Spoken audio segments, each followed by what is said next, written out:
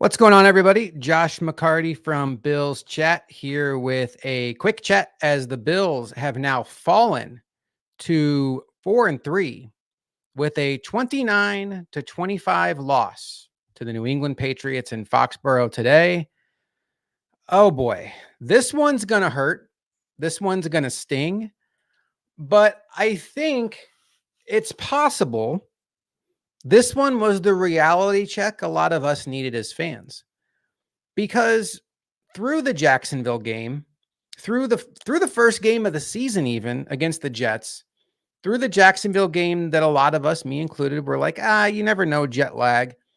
Through the Giants game, which felt like a big red flag, but they win, and you're just like, maybe they were looking past the Giants. I think the lesson to all of us at this point is maybe the Bills aren't as good as we thought. And that's a tough pill to swallow. That's a very tough pill to swallow. For the third game in a row, the offense fails to generate anything in the first half. They had 3 points at halftime after 0 points against the Giants last week and 7 points against the Jaguars the week before. Very similar to the Jacksonville game. It was too little, too late, as the offense puts together a couple scoring drives in the fourth quarter when they had to have it and they had to go up tempo. And when they go up tempo, they look like a totally different offense. But for whatever reason, in the heart of the game, in the meat of the game, they are slow, they are plodding, they look out of sync. It goes first and 10 to second and 6 to third and 3 to punt. And you can just make whatever list you want. I'm sure a lot of people are going to blame the defense. I'm not happy with the defense. I mean, how could you be? The New England Patriots may be the worst offense in the entire league. Statistically speaking, they were the lowest scoring, or the 30th team as far as points scored in the NFL. And they come into this game, and where are the stats? Mac Jones, let me refresh my box score here. Looking for my stats. Mac Jones finishes the day with 272 yards and 2 touchdowns for an offense that the last 2 times they were at home scored 0 points against the Saints and scored 3 points against somebody. I don't even remember. My brain is a fog right now. The Patriots have not been good. They are the 30th ranked team as far as points scored, and they put up 29 points against the Buffalo Bills today in Foxborough, including a 2-minute drill drive where they were down by 3. They get an explosive play to Ramondre Stevenson. It looks like maybe they're going to get called for an illegal offensive lineman downfield. The refs picked that flag up. But still, the Bills defense has to come up with a stop there. I know that's a disappointing way to start the game, but it's Mac Jones. It's not Tyreek Hill. It's not Jalen Waddle. It's Mac Jones. It's Mike Gesicki. It's Hunter Henry. These are not explosive players. And the Bills defense just lets them go right down the field, get the game-winning touchdown to Mike Gesicki, who catches it over Taron Johnson. And now the 4-3 Bills are left wondering how good they are. James Stokes is in chat, friend of the show, co-host of the show. He will be back on Wednesday. And it's the Bills are at a crossroads here, folks. And it's funny because there are examples of teams that have gone on to win Super Bowl championships that have had absolute stinkers. The Chiefs last year won the Super Bowl, lost a game to the Indianapolis Colts, who wound up picking 3rd in the draft. There's examples you can go through, and you can find situations where the Tampa Bay Bucks under Tom Brady won the Super Bowl. They got shut out at home to the New Orleans Saints and Taysom Hill at quarterback. So there are low points of every season. But all we know about what's going on with the Bills right now is this is a low point. We don't know if they're going to dig out of it. And to Stokes' point, this is now 3 games in a row where they look lost. So it's no longer something where you can say, oh, it's a bad game, or, oh, it's jet lag, or they're not taking the Giants seriously. When you factor in these 3 games, the Jaguars, the Giants, and the Patriots today, and then you add in week 1 against the Jets, that is 4 of the Bills' 7 games where they look like a painfully mediocre football team. I will remind you all, Sam Howell turned the ball over like it was his job against the Bills in Washington. And going into the 4th quarter, the Bills had 16 points. They ended up piling on from a score perspective to blow out Washington. And we all quickly forgot about how close that game was and how uncomfortable it was.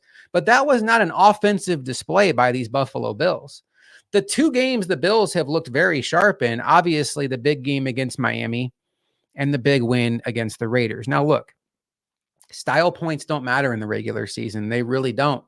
It doesn't matter if you win by 50, win by 1, lose by 50, lose by 1. All that matters is, do you get enough wins to make the playoffs? If you make the playoffs, are you healthy? Are you hot? And are you playing your best ball? We don't know the answer to any of those questions right now. I will say this is supposed to be the easy part of the Bills season. This is the part where they are supposed to build up some wins to brace for this uncomfortable second half of the season. They are 4-3 with losses against Mac Jones and Zach Wilson, and then a loss in London, which counted as a home game. And they beat the Giants by 1 yard. They're 4-3, and they still have games in Philadelphia, in Cincinnati, in Miami, at the Chargers, at the Chiefs.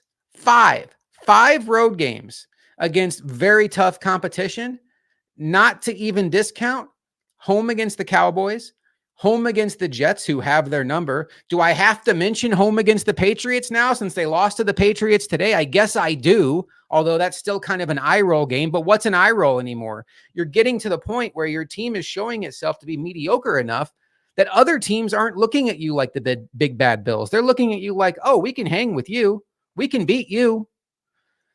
I didn't see this coming today, folks. I really didn't. I understood reasons for concern. I understood Daquan Jones and Ed Oliver out, and the Patriots like to run the ball with Ramondre Stevenson and Zeke Elliott, but I never thought it would be enough to slow down the Bills. The biggest issue with the Bills continues to be the offense. I know the final score is somewhat okay, 29-25, but the story of this game was the Bills had 10 points through 3 quarters against a defense that is very mediocre. This is a Patriots defense that is 26th in points given up, and they're playing without their 2 best players in Matthew Judon and Christian Gonzalez, and they're missing their other edge rusher in Josh Uche. Unacceptable. The touchdown pass to Diggs felt like luck. Not the catch was great, but it was one of those situations where Jackson didn't tag him down. Diggs gets up and scores. Allen was missing throws all over the field today. I don't know if it's a shoulder issue. I don't know what's going on. He was off the injury report. He did not have an injury designation, so we have to assume he's fine.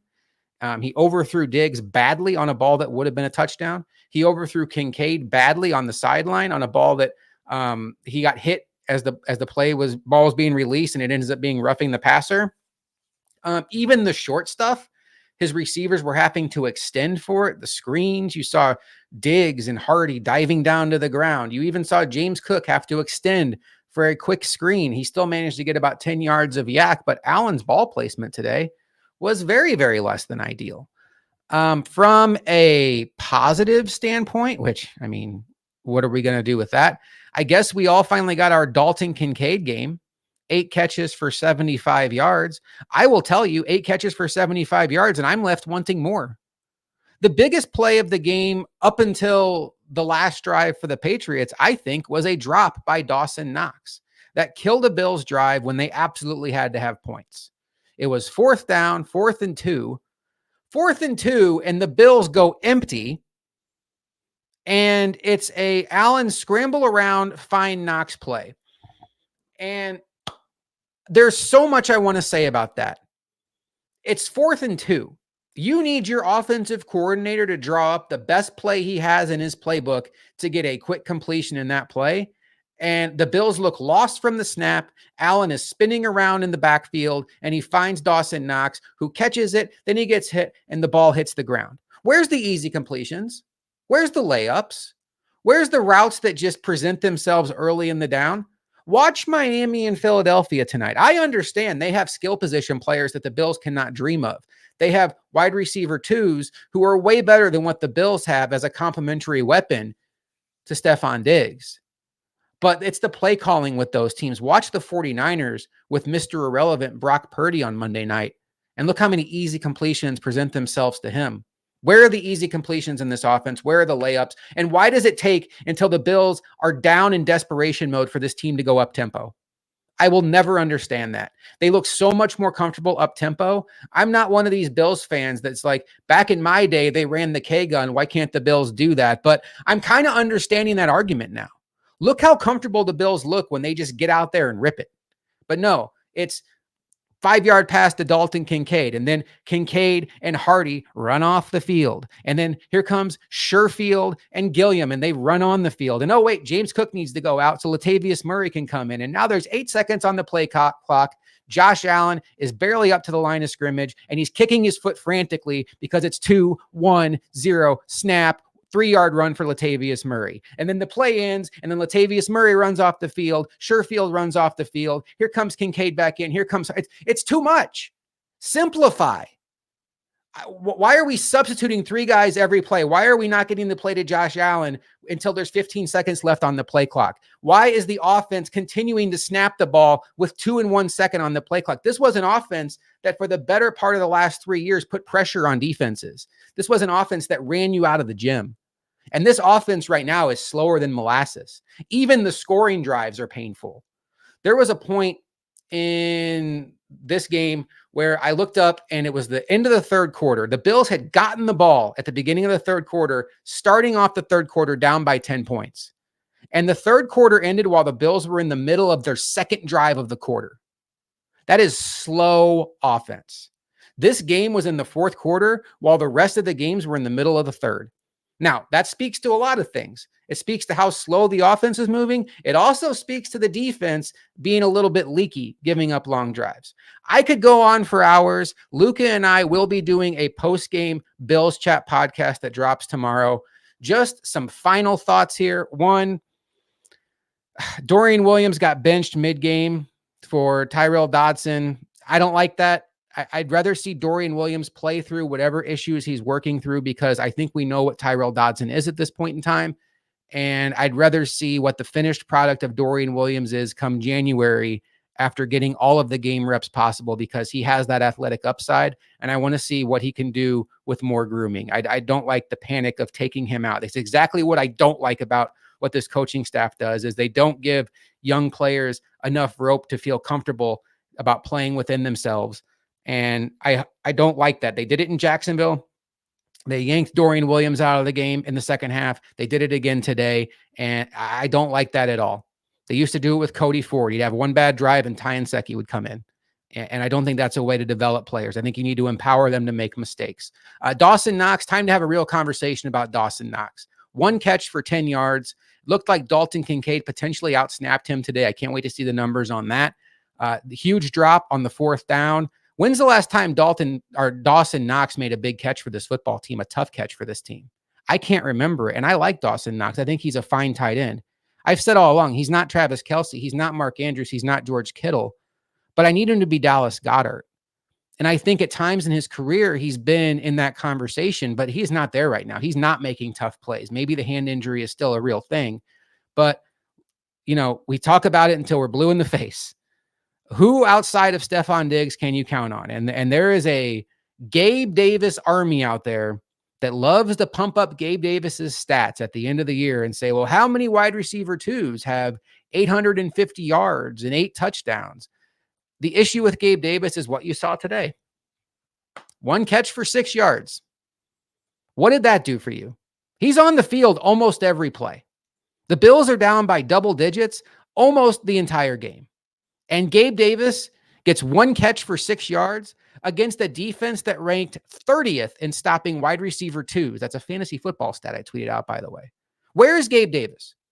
I keep hearing about how Gabe Davis is this high-end wide receiver two that the Bills are so excited to extend, and Bills fans are just jaded expecting him to be a superstar. Where is this guy?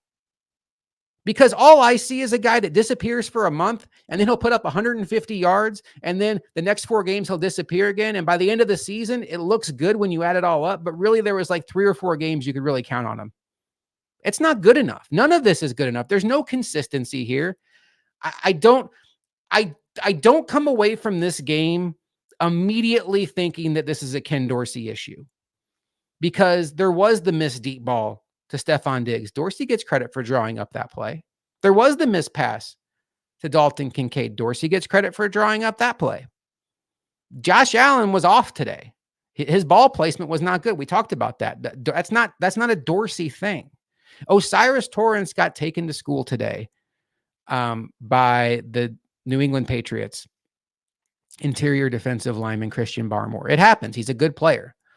And, that's the risk when you have a rookie and you play in the Bills division. There's some good interior defensive linemen. He's one of them. And he got the better of Torrance today. He ran free a lot. But as far as weapons outside of Diggs, this was a game where Diggs had 6 for 58, guys.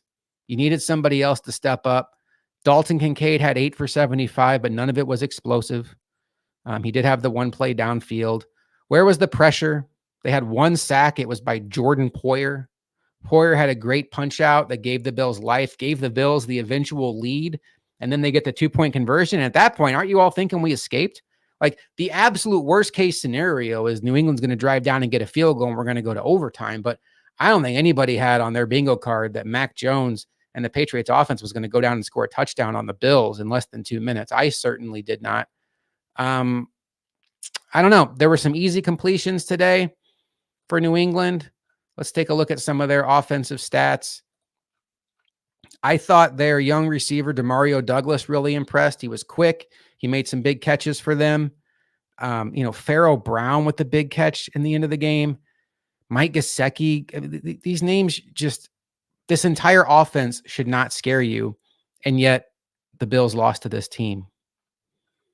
Josh Allen was only sacked 1 time by Christian Barmore, but he was under pressure a lot.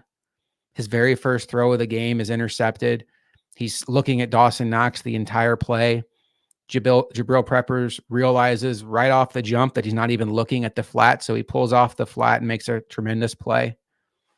These guys are at a crossroads. This team's at a crossroads. I think a lot of us thought that here's what today was going to look like. The Bills were going to go to Foxborough, take care of New England, coast to 5-2, and we were all going to settle in and watch the Dolphins and the Eagles tonight. And boy, oh boy, if the Dolphins win, that'd be kind of scary, because that's an impressive win. But if the Dolphins lose, we're back right up there, same record as them. We've beaten them. We can say the Dolphins haven't beaten anybody good. But now the conversation has changed. Now the Bills are a 4-3 football team. I'm still going to watch Dolphins Eagles. Of course I am. But the reality of the Bills situation is it's no longer about, are you one of the elite teams in the AFC? Are you as good as the Dolphins, the Chiefs, and the Chargers, or not the Chargers? I don't know why I said the Chargers. The Dolphins, the Chiefs, the Ravens, teams like that. The question for the Bills now is, are you going to make the playoffs? And I would bet they probably do. 7 teams from the AFC make the playoffs. They have Josh Allen. They have a good roster, but their roster is starting to look like it has some leaks. And maybe Ed Oliver was just 1 leak too many. Maybe that was what finally broke the dam. You were down Daquan Jones, you were down Matt Milano, you're down Tre'Davious White, but that's one person at each level, 3 very important players. Maybe Oliver was like the final straw. I can't remember seeing Von Miller on my screen today. I was not tracking it. The Bills dressed 6 edge rushers. I don't remember Von Miller being on my screen today. Again, not tracking it, but it feels like that might be going a little bit slower than some of us had hoped. And if Von Miller is not in position to help this team, he doesn't need to be getting in uniform on game day. That's just the reality of it. This team is losing bodies, and they need people out there that can contribute, particularly at defensive line, where they need guys healthy rushing the passer. So that'll do it for Quick Chat. Bills are at a crossroads. The good news is they only have 3 days to dwell on this, because by Thursday, they got to turn their attention to the Tampa Bay Buccaneers, who will, I believe they ended up losing today to the Falcons. Let's look that up real quick. That'd probably be good to have that in my They do. They lost at home to the Falcons 16-3, so they'll be quite upset coming to Buffalo on Thursday. And Bills got to get a win that game. And then maybe what you look forward to there is you beat the Bucs, you're 5-3, and you get a mini bye, and you can kind of reset. Get some guys back. You're not getting Milano and Daquan Jones and Tre'Davious White back. You're not getting Damian Harris back. Maybe you get out Oliver back, and maybe Von Miller is ready to ramp up. But on the other side of that mini bye is the Cincinnati Bengals. And the team we saw on the field today in Foxborough is not ready to punch with the Bengals if they're playing like they can play. So it's October 22nd. No Super Bowl trophies are handed out today. Nobody was eliminated from the playoffs today. This was just one result out of 17, and it was a very bad one. But let's just continue to, it's a long book. It's a 17-chapter book. And chapter 7 was a bad chapter for the Bills. And there's been 3 bad chapters in a row. This book needs to turn around, and it needs to turn around quickly. Because after the Bucs game, the schedule gets significantly harder. Today was supposed to be one of the easy games. Today was supposed to be one of the layup games. Today was supposed to be one of the games that you just wrote down in ink as a win against a team that you've been owning, and it didn't happen. This was a team reeling, talking about tanking for the first overall pick. Are you going to fire Bill Belichick? And they beat you. So, tough pill to swallow. Luca and I will be back for Bills Chat on Monday morning, bright and early, wherever you can find your podcast. We'll be breaking this game down in greater detail. I am Josh McCarty. Thanks again for watching Quick Chat. While you're here, please hit that like and subscribe button. It helps us out so much as we are trying to build this YouTube channel from the ground up. And I will talk to you guys next time on Bills Chat, Quick Chat.